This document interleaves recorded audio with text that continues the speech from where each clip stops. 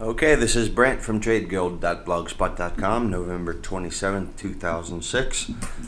Yeah, looking pretty bad. Anyway, I posted a series of videos over the weekend. I would really encourage you to go back and review those videos. This is not like an I told you so situation or anything like that. You know, the market is teaching some lessons. We're just observers here. But there's some interesting lessons to be learned, and a few of them are in those videos. So here we're looking at the Dow Jones 30. It just took a real beating today, just like everything else, on increased volume there. Don Warden from Telechart had an interesting little template he put up. This was a linear regression channel, and you can see that the Dow, the S&P, and the NASDAQ have all been trading fairly well in this channel. And there's a violation of the channel on, of course, increased volume. But also we have TSV 18, time segmented volume, which is really like a trend quality indicator. It's checking our hidden patterns of accumulation and distribution. And basically we don't want to see divergent situations. So here we see that the indicator is moving up in lockstep with the trend.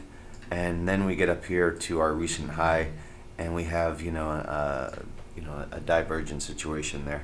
So we also see that in the S&P 500, and the NASDAQ has not broken through this level yet. Actually, I'll just pull up the chart for you real quick, and there it is. So you can see that the NASDAQ has not broken through that level. And it's not divergent there in time segmented volume, but we had, of course, a nice decline there. So let's take a look at the S&P 500 real quick. I think one of the things maybe that triggered a little bit of the panic selling is that break of the 1400 level in the S&P 500. So let's bring up a chart that we can look at an intraday basis. Let's look at an hourly first. Here we go with an hourly chart, and I'm going to zoom in a little bit tighter there. And you can see yesterday, actually I'm sorry, you can see Friday, we held up above that $1,400 level, 1400 level, and today just an absolute collapse through that. I'm sure that triggered a lot of selling. So officially it seems like they're trying to attribute this, the streets trying to attribute this decline to a couple things. One being the weak Walmart retail numbers, and generally retail showing all in all. And that's one of the things we talked about over the weekend, was that the market is very nervous right now, and retail is one of the things that's going to be on the forefront Monday with this internet-based buying on this Monday.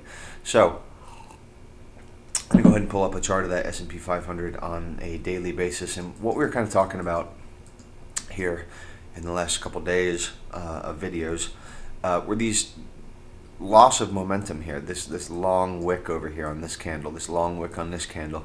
This is higher prices being rejected. Then we start seeing small bodies over here, whether they're dojis or spinning tops, depending on the indice. But you can see that these are all clearly signs of a loss of momentum, taken in context with a couple other things that we talked about.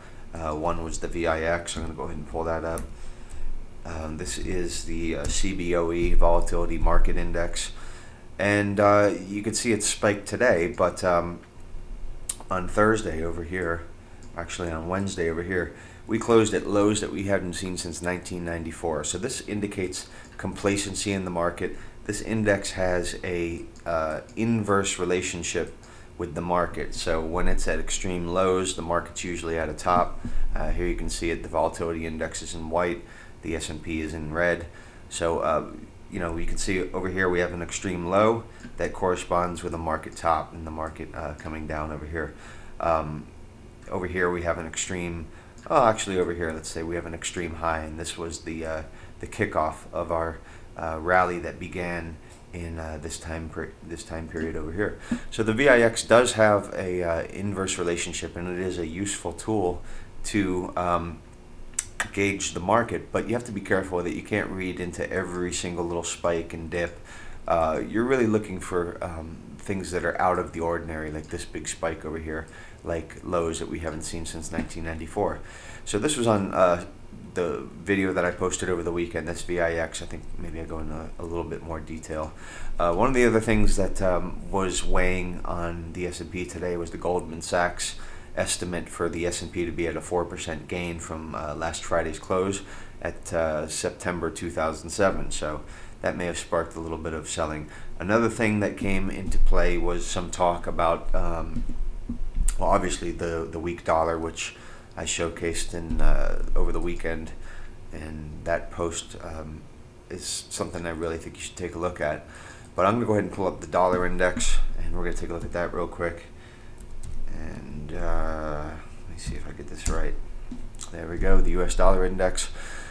So we saw this plunge in the US dollar index. We had a trend line that I drew the other day that looked roughly something like this. And you could see we had some weakness and just a failure to really do anything. And this US dollar index broke down for quite a few reasons. I go into those reasons, I think, on the video over the weekend. But it actually looks like perhaps maybe the US dollar is gaining a little foothold here. And I would not be surprised to see a little bounce in the US dollar, probably even as early as tomorrow. You know, I'm really speculating on this. This is just my hunch. But there's a couple things I'll show you that you know, go to back up the reason I kind of believe this.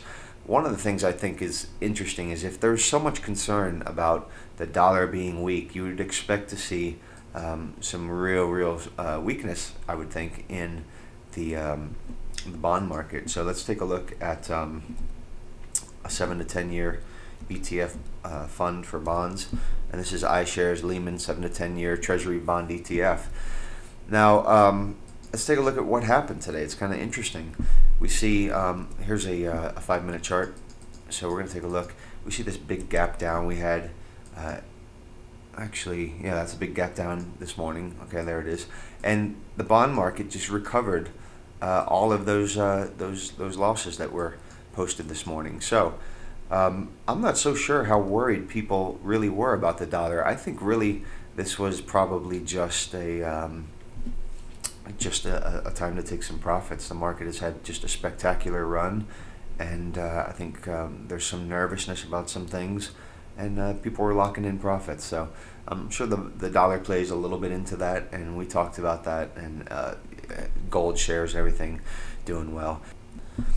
Okay, so what I'm going to show you here is the Hemscott industry groups, and we're going to just take a quick look at what kind of was going on today.